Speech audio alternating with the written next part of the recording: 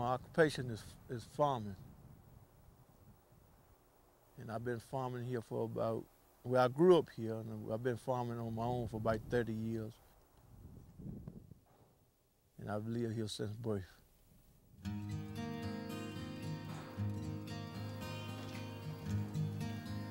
My name is Stanley Hughes. I live in Hurley Mills, North Carolina, the edge of Orange County.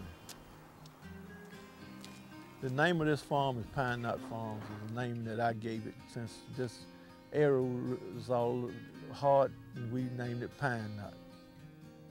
This farm been going since the early 1900s when my grandfather came over here and bought this farm.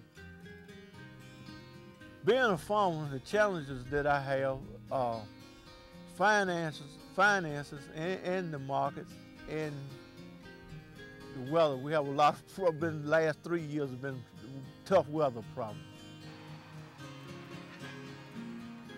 Tobacco is not profitable as it was because of the way the grading system and they cut out the wires and go on to contracts, and a lot of them not able to get contracts. And then the contracts have changed so because they got to, you got to sell so much in each stock position for the way they got the contract written. And so I sort of diversified and growing some organic tobacco with other alternative crops such as organic collards, kale, sweet potatoes, and now I decided last year to do some pastured poultry and a little bit of grass-fed beef. I just think it would be ideal for you to pursue that. Yeah. Well, we can go over there because as I've talked back to my agent for Orange County is Dr. Fletcher Barber, and he will assist me in a lot of enterprises that I have take a look at that I want to try on my farm. Mr. Hughes is a very reserved individual, but he is very interested in what you have to tell him. He is always ambitious in what he does. He likes to try new ventures, I found out.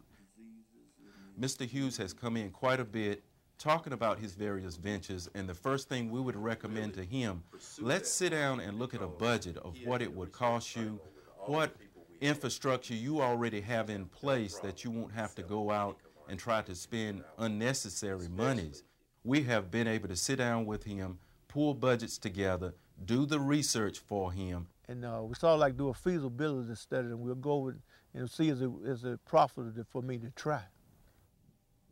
When I was small, we always raised different type meats for, you know, to have for home use. And since then, by buying KFC, all the different fast foods in your restaurants, none of them really had the taste like we would have at home. And so I had decided that I'm gonna raise some of these so we can get the taste back. With other things I was doing on the farm, selling at the farmer's market, and the time that I would have to devote to raising the pastured poultry. It don't take a lot of time away from the other operations that I do. And I think it can be a proper venture. I just got to cultivate my markets. Mr. Hughes doesn't talk very much, but I got to know him through a telephone call initially, inquiring about alternatives, enterprises for small farmers. And his interest was pastured poultry. And I didn't know how serious or sincere he was, but I introduced him to Anthony Hooks, assisting me on working on a similar project. And so we got to know each other as we worked. A&T has helped Mr. Hughes in his pastured poultry operation by, first of all, helping him to identify vendors to obtain the proper equipment. A&T State University helped me get started with the Golden Leaf grants that they had. I was awarded one of them, and I used the funds to purchase a commercial chicken pen to get started in raising pastured poultry. We also helped to provide him with some husbandry types of management skills which he didn't have before indulging in this particular enterprise. And so we really didn't know we were helping him, but as it turned out, we learned together and we helped each other together. Pasture poultry can be a profitable venture because all the economic standards saying you can make $2 to $3 per bird on each chick. So, if you can do a pretty large scale operation, it can be very profitable.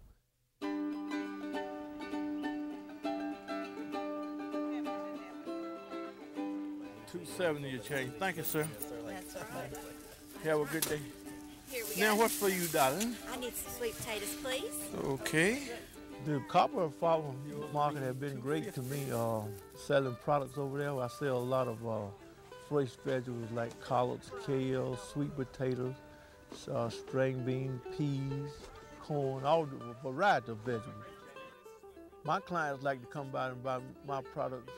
Some things that I have that no other farmers there grow.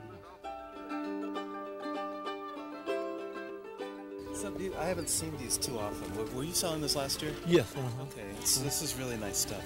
Yeah, thank you. So, were you recommending salad or frying? Some are using salad. Either what we do is, just like you do turnip greens. Yeah. Yeah, we can take them, maybe cut a little bit of that and cook them like turnip greens. I'll be back for some. Okay then. It's a great market because the people around in the area really support that market. Okay, thank you all. Y'all have a good day. You too. All right. Good to see you again. Yeah, nice.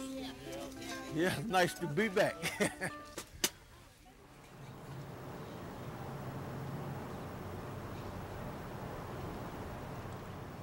I would take a day and work with Jim and Hughes at the Halifax extension and then go out to infield.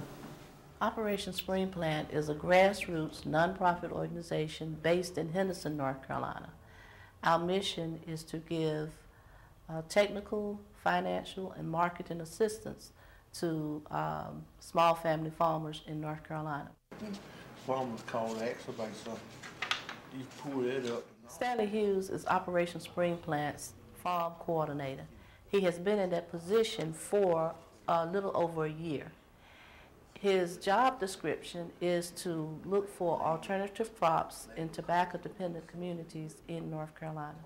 I help find farmers, recruit farmers for our operation. They do their investment. They want a return on their investment because some of them they want to keep farming and they're willing to do whatever it takes to stay on the farm. Winter annuals usually begin to emerge sometime in early to mid-October. The reason I like to help small farmers, I like to help them get diversified because if they want to stay on the farm, it's great opportunities for small farmers because we are not going to be able to grow into be large operations, but we can do several things with our operation to be very profitable. Mr. Hughes is a third generation on his present farm, and I think Mr. Hughes has done an excellent job in helping to preserve the family farm because there's so many farms that are going out, and especially as a small farmer, Mr. Hughes has tried to sit back and find out what other opportunities he could utilize to help make that family farm profitable. Stanley Hughes is a person that can make any situation, a bad situation, better. He looks at things on the bright side. When we get in a setting with Stanley and he is present there, he can make you feel better about the situation, even if you're on the verge of bankruptcy or whatever. Yeah, that's where I got done so late. I think the majority of the farmers that have diversified their crops or taken a look at diversifying, they have been in Stanley's presence so that, he could give them the 411 on it. I really love it. Just to being able to say your own boss some days. Part of it is having your own freedom. Not every day, but usually some days you can sort of decide what you want to do each day.